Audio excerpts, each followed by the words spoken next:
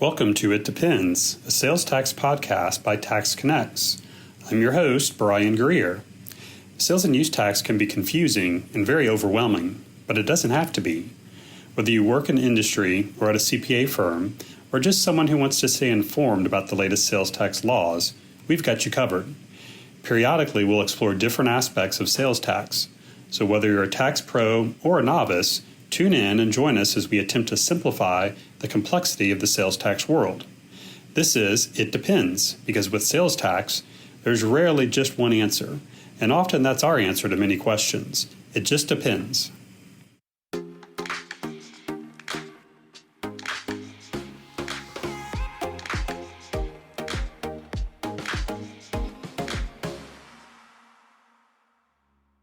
I've been in the sales tax compliance business for almost 30 years now, and have personally made many mistakes that I'm going to talk to you about, and have filed thousands of returns. So I feel like I'm somewhat of an authority on sales tax filings.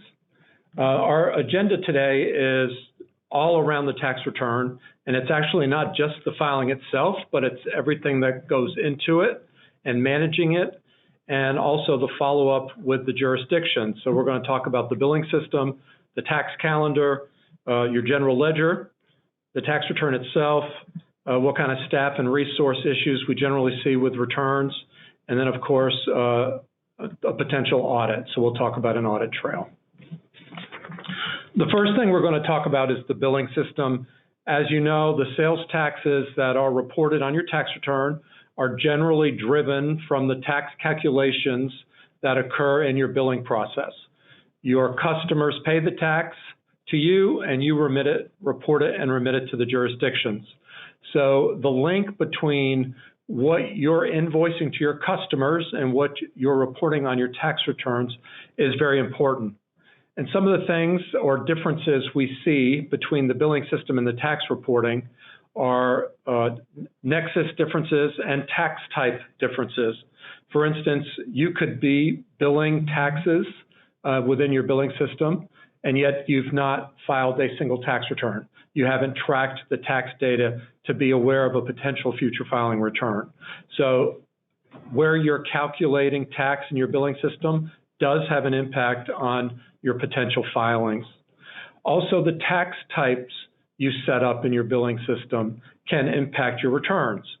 For example, in Kansas, you can file a sales tax return or a compensating use tax return or a seller's use tax return. And it's important that you have your tax calc system calculating the sales tax at the sales tax rates rather than the compensating use rates. It just makes filing the returns a lot trickier if you're registered for the one you're not collecting for. The other thing that often happens, depending upon how diligent you are in maintaining your billing system, is tax rate differences. The tax return filings generally disclose any of the correct and current tax rates. And so if you're billing at a different rate because your system hasn't been properly updated, you could have filing issues associated with the tax data passed from your billing system. We see this a good bit with clients that maintain their own tax rates. As you know, the tax filings occur every month. So sometimes it's like we're maintaining a moving train. So trying to keep up with the tax rate changes can be a job, and you have to have somebody dedicated to doing that. The only saving grace for you is tax rates are generally updated quarterly, so it may not be an issue with every one of your monthly filings, but it certainly can impact your quarterly returns. The other thing we've seen often is, again, around billing system setup, is the billing system may have cities overridden to not calculate tax, particularly in home rule states like Louisiana and Colorado, even though your tax calendar has filings, active filings in those states. So you could be filing zero due returns because you're not getting any tax from your tax system, but in fact have a local tax responsibility that your billing system isn't calculating. So those are the types of issues that you can find when you're trying to reconcile the tax returns you're actually filing with what your billing and calculation system is doing from a tax standpoint. Moving on to tax calendar management. This is a problem we encounter often with our clients. Registrations occur and are never updated. And 3, 4, 5 years can go by. Officer names have changed. Addresses have changed on the registration, which means you're really disconnected from the jurisdiction. Without the officer information, it's often difficult to communicate with the jurisdiction if an issue comes up. And if they have an incorrect address, you're not getting valuable correspondence from a jurisdiction. So updating or maintaining current registrations can be very helpful and impactful if you don't do it. One thing we see a lot are filing frequency changes that you don't recognize in time to meet the filing requirements. The filing frequency updates can occur often electronically through your web account. And if you're not checking your web file accounts for these filing frequency updates, you're going to miss them. Or they'll go to an incorrect mailing address, as I just mentioned, because of outdated registrations. So it's just something you have to be aware of. And there are certain states, like Virginia, that are going to do their filing frequency changes for July every year. So there are certain states you can kind of calendar to double check your filing frequencies. It can be a very expensive proposition if you have a return set for annual and miss your first monthly or quarterly filing. So I recommend you spend a little time validating your filing frequencies against what is in your web file accounts if you're filing electronically. The other thing that is oftentimes difficult to get from the jurisdiction is when you may have a prepayment requirement or a requirement to make monthly deposits rather than filing a monthly return. For instance, in California, there's a quarterly return, but there's a monthly deposit requirement if you reach certain thresholds of sales and or tax liabilities. The same applies in New Jersey. So you just have to be careful that you're complying with any deposit or prepayments. This month in particular is a big annual prepayment month. California has an annual prepayment that occurs every May due June filing. And again, it's based on certain thresholds you have to meet. And failure to make these prepayments can often be costly or raise issues with the jurisdiction you just don't want to raise. One thing we've often seen as we transition clients from an in-house system is local taxes are reported to the state. For example, in Louisiana, rather than filing all the parish returns, the preparer decides it's more efficient just to send it all to the state. That can be a risky proposition as well, so it's just something to be aware of. And there have been a couple of new returns that have cropped up lately. You may have heard of them in Colorado and Minnesota, the retail delivery fees. You just want to be sure that you're picking up any of these new filings that may apply to you. And it's not always going to be obvious from your web file account or your existing tax calendar. There's also a commercial activities tax in Ohio and Nevada that is often missed when creating and managing your sales tax calendar. But if you're filing returns in Ohio and other states, look at any of those ancillary tax types and tax filings that may apply to you.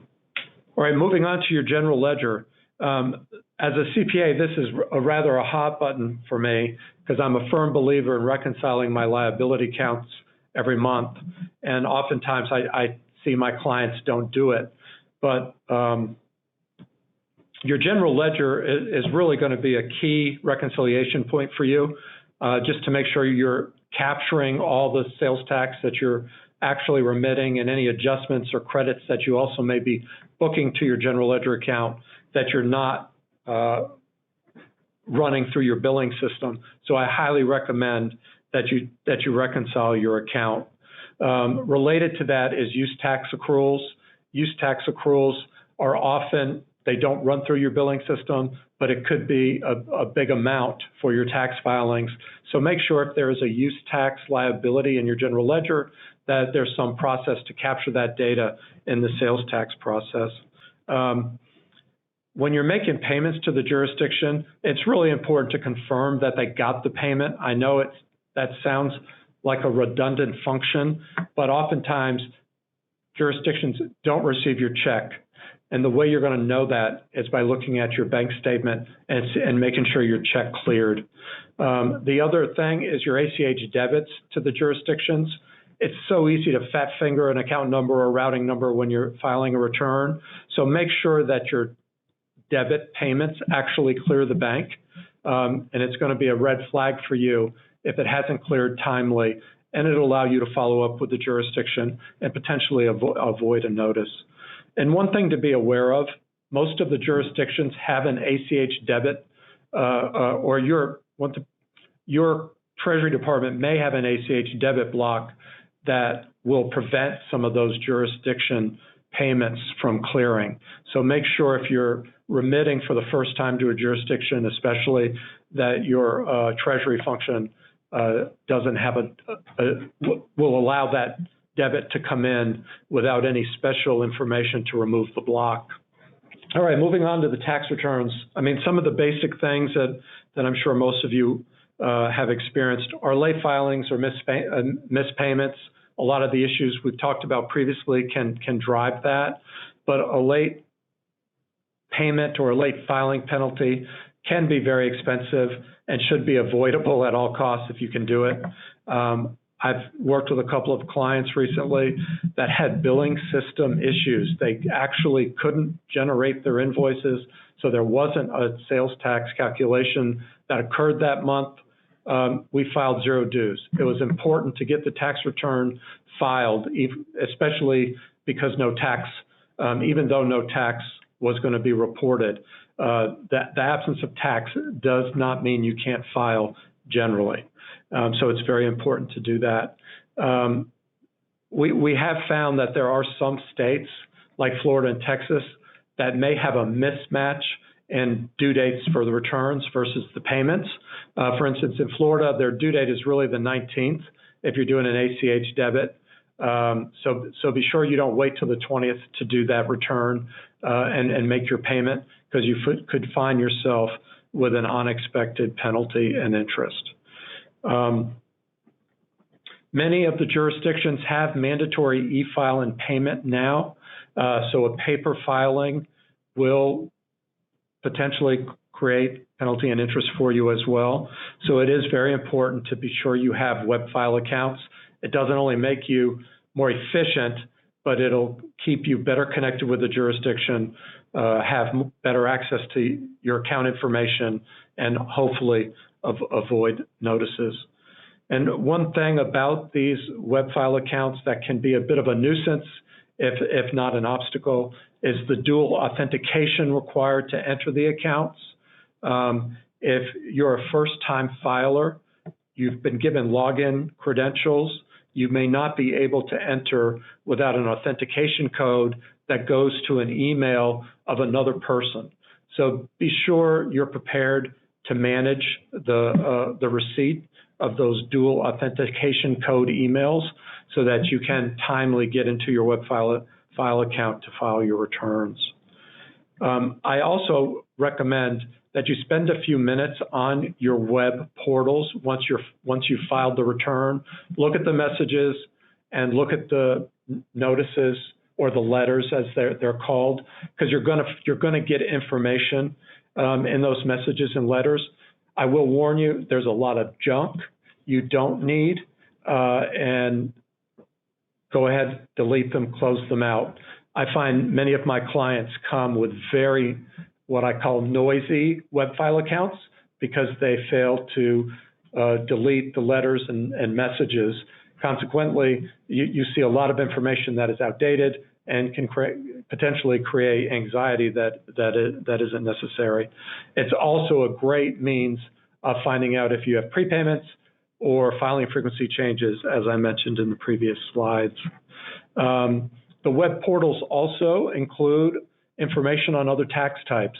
So do your coworkers a favor. If you see a notice about an missing income tax return or missing withholding tax return, make a screenshot, send it to them so that they can also enter the portal and address any of their potential tax issues. One thing that often is missed is the business and occupation tax in Washington. As you know, Washington doesn't have an income tax, but it has a combined excise tax return that includes sales tax and other taxes and fees. One of the major ones is the business and occupation tax. The retailing B&O tax is calculated automatically on the web portal when you file your sales tax return. But if you have a wholesaling or servicing B&O tax, you're going to have to enter the gross receipts associated with those activities.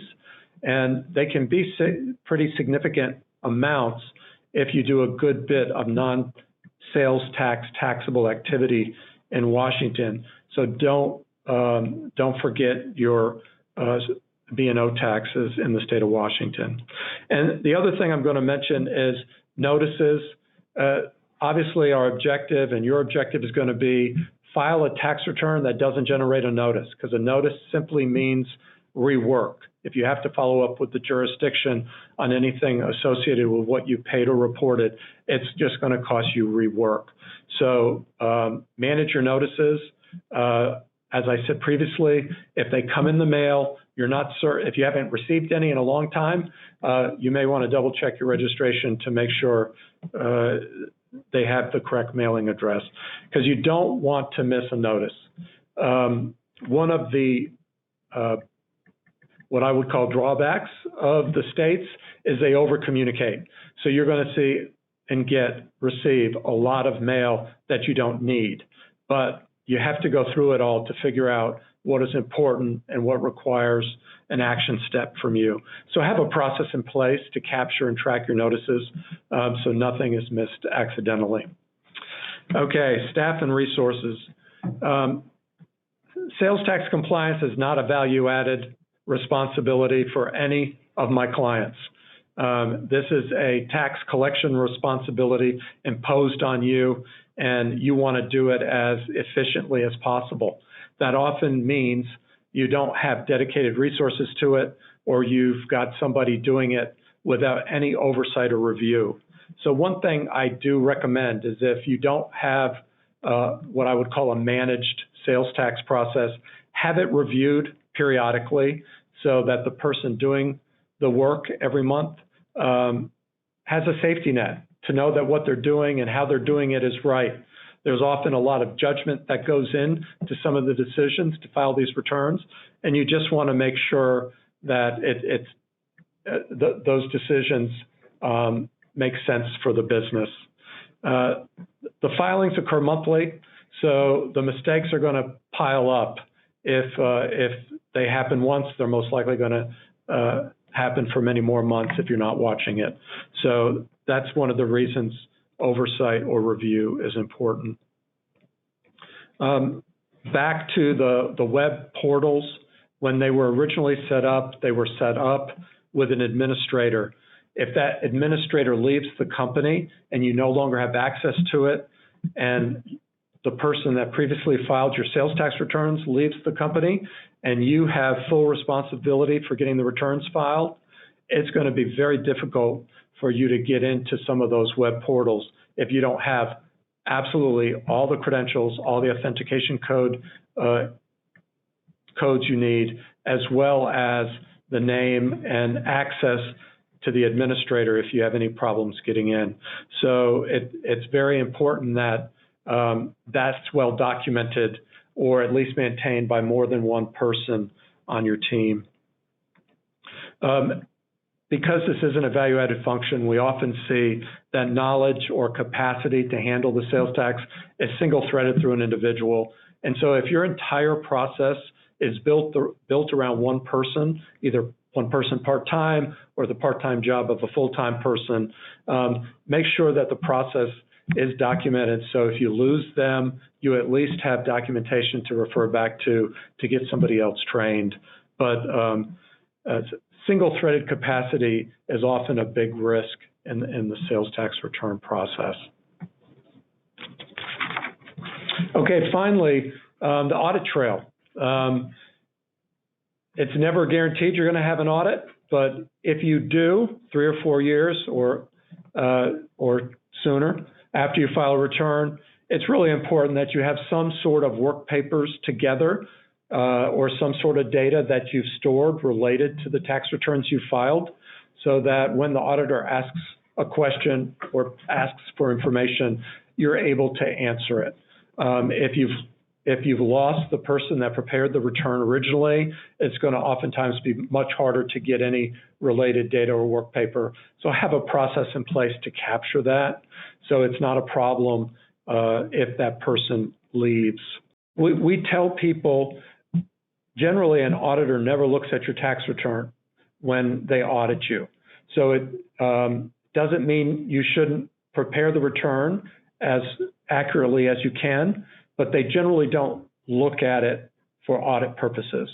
One thing we try to do is present the tax return as accurately as we can, as is possible, and avoid a notice. I mean, that needs to be your objective relative to the tax returns.